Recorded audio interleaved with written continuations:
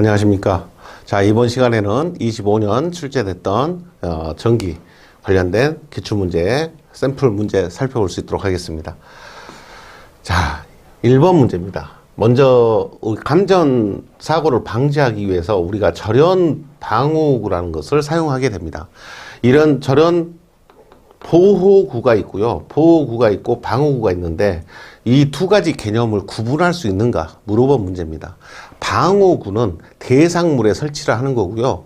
보호구는 우리 작업자의 몸에 착용하는 게 보호구죠. 그래서 보호구하고 방호구 개념을 알고 있으면 이 문제는 쉽게 찾을 수 있을 것 같습니다. 절연 덮개. 덮개는 작업자한테 덮개를 씌우는 게 아니잖아요. 내가 혹시라도 접촉할 수 있는 충전부에다가 덮개를 씌워놓고 혹시라도 내가 닿더라도 감전 안 닿게 하는 겁니다. 절연모는 모자잖아요. 안전모입니다. 전기 안전모 이런 개념이에요. 안전모니까 보호구죠. 절연 방호관, 절연 시트 이런 것들도 다 절연 방호구에 해당이 됩니다. 다 절연 방호구에 해당되고 절연모, 전기안전모 이렇게 답 찾으면 2번이 되겠죠. 지금 문제는 방호구하고 보호구하고 구분할 수 있는지 물어본 문제가 되겠습니다. 이제 가장 기본적인 문제 중에 하나다. 자, 2번입니다. 2번은 이제 정전 작업할 때 조치사항이에요. 정전 작업이라는 거. 우리가 정전 작업 절차를 제가 빈출 내용 설명할 때 간단하게 말씀을 드렸는데 정전 작업을 할 때 제일 먼저 도면을 가지고 팀원들하고 미팅하는 겁니다. 팀원과 미팅을 한 다음에 오늘 작업에 대해서 이야기를 하는 거죠. 그래서 공유를 한 다음에 현장에 가서 제일 먼저 뭐 해요? 전원 차단합니다. 전원 차단이란 말 속에는 여기에 시건장치하고 표지판 부착이 따라오는 겁니다. 표지판 부착하고요. 그 다음에 전기를 내렸지만 감전될 염려가 있죠. 왜? 잔류 전하가 있기 때문에. 그래 잔류 전하를 방전하는 조치를 합니다. 방전이 끝나게 되면 검전기로 확인을 합니다. 검전기로 확인을 해서 방전이 다 됐는지 확인하는 거고요. 검전기로 확인한 다음에는 단락 접지 기구를 설치합니다. 단락 접지를 해야 됩니다. 자, 여기까지 해야 작업을 시작할 수 있는 조건이 만들어진 겁니다. 자, 이런 조치사항에 대해서 알고 있는지 물어본 문제가 되겠습니다. 이 절차를 기억을 하셔야 된다고 말씀을 드렸어요. 작업 전 전기 설비에 잔류 전하를 확실히 방전한다. 맞죠? 개로된 전로의 충전 여부를 검전기구에 의하여 확인한다. 검전기로 확인하라겠죠? 개폐기에 잠금 장치를 하고 통전 금지에 관한 표지판을 설치한다. 설치한다라고 해야 되는데 제거한다라고 했죠? 이게 잘못된 겁니다. 3번이 틀렸네요. 예비 동력원의 역송전에 의한 감전 이용을 방지하기 위하여 단락 접지 기구를 사용한다. 이렇게 말했죠. 맞는 말이 됩니다. 그래서 여기에 있는 절차를 알고 있으면 이 문제도 쉬운 문제죠. 여기 절차를 알고 있으면 쉬운 문제입니다. 그래서 여러분들 기본적으로 습득을 해 놓으셔야 된다. 정전 작업 절차에 대해서 알고 있어야 된다는 이야기입니다. 자, 3번입니다. 공기 중에 분진을 이야기했어요. 분진이 있는데 폭발성 분진이에요. 그러면 위험 장소 구분을 할 수 있냐 물어본 거죠. 자, 분진 폭발 위험 장소는 0종, 1종 이렇게 구분하는 것은 가스나 증기를 대상으로 폭발 위험 장소를 구분할 때 쓰는 용어였고요. 분진은 20종, 21종, 22종 이렇게 구분하죠. 그래서 셋 중에 답이 돼야 됩니다. 근데 지금은 요 내용이 없기 때문에 둘 중에 하나 답인데, 자, 20종 장소는 어떤 장소? 제일 위험한 장소라겠죠. 항상 있어요. 그래서 지속적으로 있다. 장기간 존재한다. 이렇게 말했으니까 20종이죠. 답은 3번이 됩니다. 만약에 존재하기 쉬운 장소다. 존재하기가 쉬운 장소 이렇게 이야기하는 말하면 21종이 됩니다. 드물게 존재하는 장소다. 그러면 22종이 답이 됩니다. 그래서 0종, 1종, 2종은 가스 증기, 20종, 21종, 22종은 분진, 폭발의 위험 장소 구분이다. 이것만 구분하셔도 1번, 2번을 답으로 하지는 않겠죠? 예, 가스 증기에 대한 내용이니까요. 자, 위험 장소 구분을 할 수 있는지 물어본 내용이고요. 자, 4번은 불꽃이나 아크 등이 발생하지 않는 기기의 경우 기기의 표면 온도를 낮게 유지하여 고온으로 인한 착화의 우려를 없애고 또 기계적 정기적으로 안정성을 높게 한 방폭 구조를 무엇이라고 하는가? 자, 지금 앞에서 우리가 정리할 때 유입할 때 이 유자가 기름이었어요. 기름이나 보액체 이런 용어가 언급이 되면 1번이 답이 되겠죠. 내압 방폭 구조는 안전, 간극 또는 함 내부에서의 폭발에 견디고 폭발에 견딘다 이 말이 나와야 돼요. 폭발에 견딘단 말이 여기 내자가요. 견딜 내자예요. 내부 폭발 압력에 견디는 방폭 구조 이런 의미예요. 그래서 폭발에 견딘다는 말이 언급되기도 합니다. 그 다음에 압력 방폭 구조는 불활성 가스예요. 불활성 가스가 대표적인 설명할 때 필요한 용어입니다. 안전증 방폭 구조는 안전도를 높여놓은 구조다. 안전도를 증가시켜놓은 구조다. 이렇게 이야기했죠. 그래서 지금 내용에서는 불꽃이나 아크 등이 발생하지 않는 기기의 경우 기기의 표면 온도를 낮게 유지하여 고온으로 인한 착화의 우려를 없애고 기계적 정기적으로 안전성을 높게 한 방폭 구조. 자, 이런 말이 언급이 안 됐잖아요. 이런 말이 언급이 안 되고 그냥 안전성을 높게 한다 그랬으니까 안전도 증가니까 답이 4번이 됩니다. 그래서 방폭 구조를 설명하고 무슨 방폭 구조냐라고 물어보는 문제입니다. 이런 문제들이 충분히 출제가 되고 있다. 그 다음에 기호도 기억을 하셔야 된다. 유입 방폭 구조 기호 5입니다. 내압은 D, 압력은 P, 안전증은 E라는 기호를 갖습니다. 그래서 기호도 기억을 하셔야 된다. 방폭 구조의 기호, 그 다음에 방폭 구조마다의 특징을 설명하는 말을 매치를 시켜서 무슨 방폭 구조에 대한 설명인지 여러분들이 찾아낼 수 있도록 준비하셔야 됩니다. 5번입니다. 제전기의 종류가 아닌 것은 제전기는 정전기를 제거하는 게 목적이잖아요. 정전기를 제거하는 대책으로서 정전기가 있었고 세 가지 있었죠. 전압 인가식, 자기 방전식, 그 다음에 이야기한 게 제가 이온화식이 있다 그랬어요. 요 이온화식하고 같은 개념이 방사선식과 같은 겁니다. 그래서 정전식 제전기 2번이 없습니다. 제전기의 종류 세 가지만 기억하면 됩니다. 전압인가식, 자기방전식, 이온화식. 이온화식은 방사선식과 같다. 이렇게 정리하시면 되겠습니다. 자, 이 문제도 뭐 어려운 문제가 아니고요. 6번 문제입니다. 정전기 발생에 영향을 주는 요인, 정전기에 영향을 주는 요인입니다. 일단 정전기가 어떻게 하면 잘 일어나냐? 정전기 발생이 어떻게 하면 잘 일어나냐? 이걸 이야기하는 거예요. 자, 여러분들이 상식적으로 물체의 분리 속도가 빠르면 발생량이 적을까요? 많을까요? 분리 속도가 빠르면 발생량은 커집니다. 접촉 면적이 크고 접촉 압력이 높을수록 발생량이 많다. 맞습니다. 물체 표면이 수분이나 기름으로 오염되어 있을 때 산화부식에 의해 발생량이 많아진다. 자, 오염되었을 때 발생량이 많다. 맞는 말입니다. 정전기 발생은 처음 접촉 분리할 때가 최대다. 이 말도 맞는 말입니다. 자, 정전기 발생에 영향을 주는 여러 가지 요인들이 있는데 그 중에서 첫 번째가 분리 속도 소개가 된 거예요. 분리 속도는 우리가 배관상에 액체를 보낼 때도 유속을 제한한다 그랬잖아요. 그 말은 배관 속에 흐르는 유체 속도를 천천히 하라는 말은 배관 벽과 유체하고의 분리되는 속도를 작게 하라는 말과 같은 말이에요. 그래서 분리속도가 빠르단 말은 정전기가 많이 발생될 수 있는 조건이 만들어진다. 이렇게 보셔야 되겠죠. 그래서 1번이 지금 틀린 내용이다.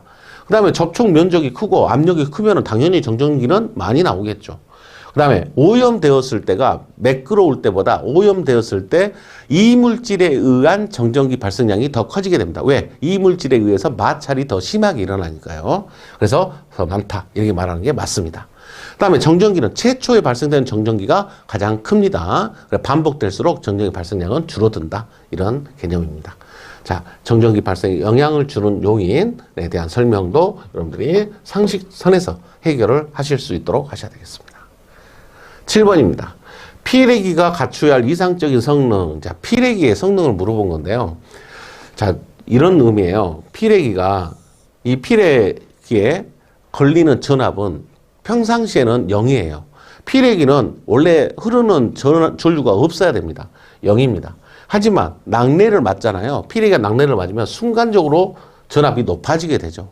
그런데 이 피레기가 담아둘 수 있는 용량이 있습니다. 충격 전압을 받았을 때 내가 담고 있을 수 있는 한계 용량이 있어요. 그것을 충격 절연 강도라고 부릅니다. 그것을 내가 낙뢰를 받은 것을 충격이라고 부르고 이때 절연 상태를 유지할 수 있는 최대값을 충격 절연 강도라고 불러요. 이 충격 절연 강도 값이 예를 들어 이 위치예요. 그런데 낙뢰를 맞았을 때 전기가 이렇게 충격 절연 강도를 넘어버리잖아요. 그러면 피레기를 넘쳐서 전류가 흘러 들어와 버리니까 전류가 다 빠져나가 버립니다. 그럼 이제 사고가 일어나는 거죠.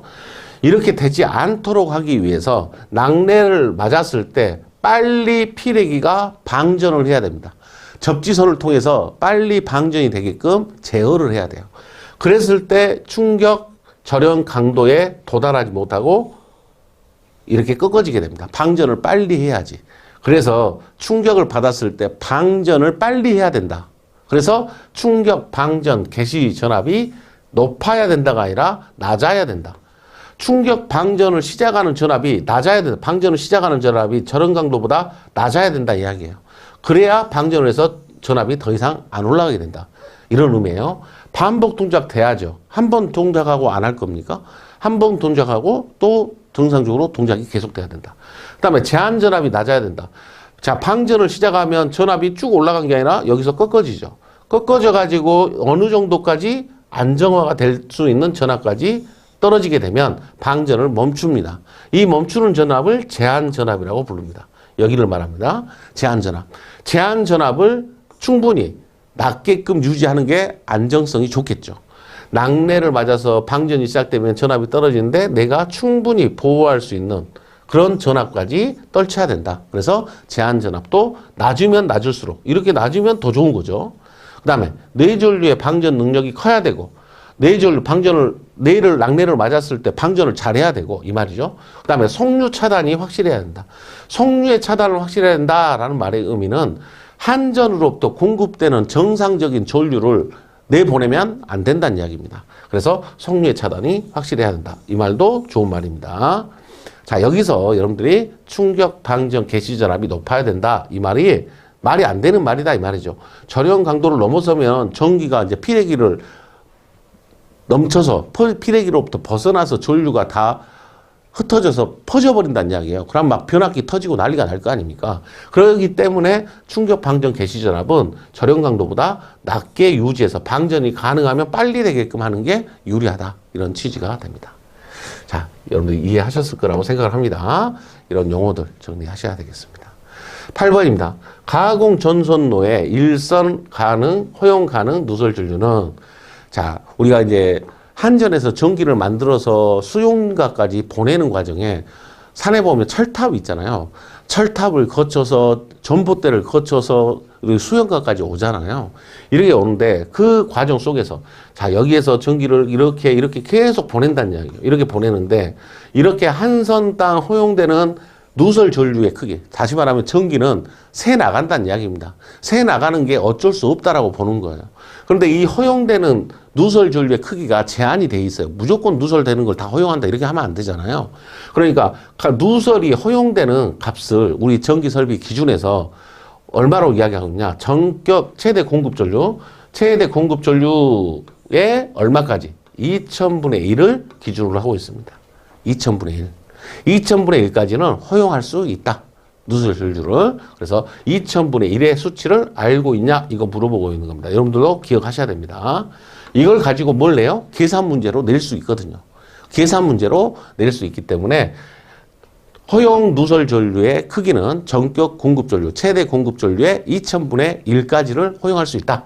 이렇게 기억하시고 계셔야 될 부분입니다. 자, 9번 문제입니다. 인체의 접촉 상태에 따른 허용 접촉 전압을 나타낸 것으로 다음 중 옳지 않은 것은 자, 인체의 접촉 상태에 따른 허용 접촉 전압을 나타낸 것 이렇게 불렀어요. 여기 9번인데요. 문제가 8번이라고 되어 있네요. 인체의 접촉 상태에 따른 허용 접촉 전압을 나타낸 것. 자, 인체 상태에 따라서 접촉 전압이 정해져 있는데요. 1종, 2종, 3종, 4종 이렇게 나와 있어요. 자, 1종은 2.5, 25, 35가 아니라 여기가 50입니다. 50V 제한 없다. 이렇게 네 가지로 나눠져 있어요. 그러면 인체의 접촉 상태에 따른 이렇게 불렀잖아요.